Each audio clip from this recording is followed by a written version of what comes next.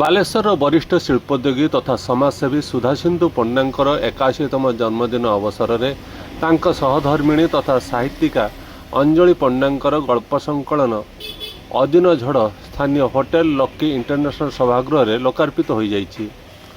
ବାଲେଶ୍ୱର ଅକ୍ଷାଂଶ ପ୍ରକାଶନୀ ଆନୁକୂଲ୍ୟରେ ଆୟୋଜିତ ଏହି ଲୋକାର୍ପଣ ଉତ୍ସବରେ ଫକୀରମୋହନ ସାହିତ୍ୟ ପରିଷଦର ପୂର୍ବତନ ସଭାପତି ଡକ୍ଟର ହରିଶ୍ଚନ୍ଦ୍ର ବେହେରା ପୌରୋହିତ୍ୟ କରିଥିଲେ।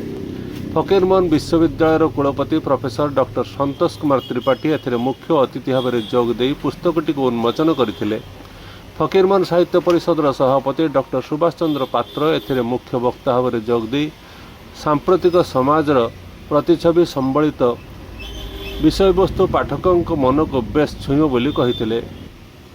ଗଳ୍ପଗ୍ରନ୍ଥ ଅଦିନ ଝଡ଼ର ରଚୟିତା ଅଞ୍ଜଳି ପଣ୍ଡା ଲେଖକୀୟ ଅଭିଭାଷଣ ପ୍ରଦାନ କରିଥିଲେ।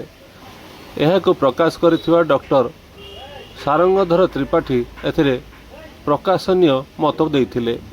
ପ୍ରାରମ୍ଭରେ ସାହିତ୍ୟ ପରିଷଦର ପୂର୍ବତନ ସମ୍ପାଦକ କବି ଦୀପକ ବୋଷ ପ୍ରାକ୍ କଥା ସହ ଅତିଥିମାନଙ୍କୁ ମଞ୍ଚ ଆହ୍ୱାନ କରିଥିଲେ। ଏହି ଅବସରରେ ଉପସ୍ଥିତ ଅତିଥି ଓ ବିଶିଷ୍ଟ ବ୍ୟକ୍ତିମାନେ ସୁଧାସିନ୍ଧୁ ପଣ୍ଡାଙ୍କୁ ଜନ୍ମଦିନର ଶୁଭେଚ୍ଛା ଜଣାଇଥିଲେ। ଏଥିପାଇଁ ଶ୍ରୀ ପଣ୍ଡା ସମସ୍ତଙ୍କୁ ଧନ୍ୟବାଦ ଅର୍ପଣ କରିଥିଲେ। ଶେଷରେ ଶ୍ରୁତିଶ୍ରୀ ମହାପାତ୍ର ସମସ୍ତଙ୍କୁ ଧନ୍ୟବାଦ ଅର୍ପଣ କରିଥିଲେ। ବହୁ ସାରସ୍ୱତ ସାଧକ, କବି, ଗାଳ୍ପିକ, ଲେଖକ, ସମାଜସେବୀ ଏହି କାର୍ଯ୍ୟକ୍ରମରେ ଯୋଗ ଦେଇଥିଲେ। ଶ୍ରୀ ପଣ୍ଡାଙ୍କର ଝିଅ, ଜ୍ୱାଇଁ, ନାତି, ନାତୁଣୀ ଓ ପରିବାରର ସମସ୍ତ ସଦସ୍ୟ ଉପସ୍ଥିତ ରହି କାର୍ଯ୍ୟକ୍ରମ ପରିଚାଳନା କରିଥିଲେ।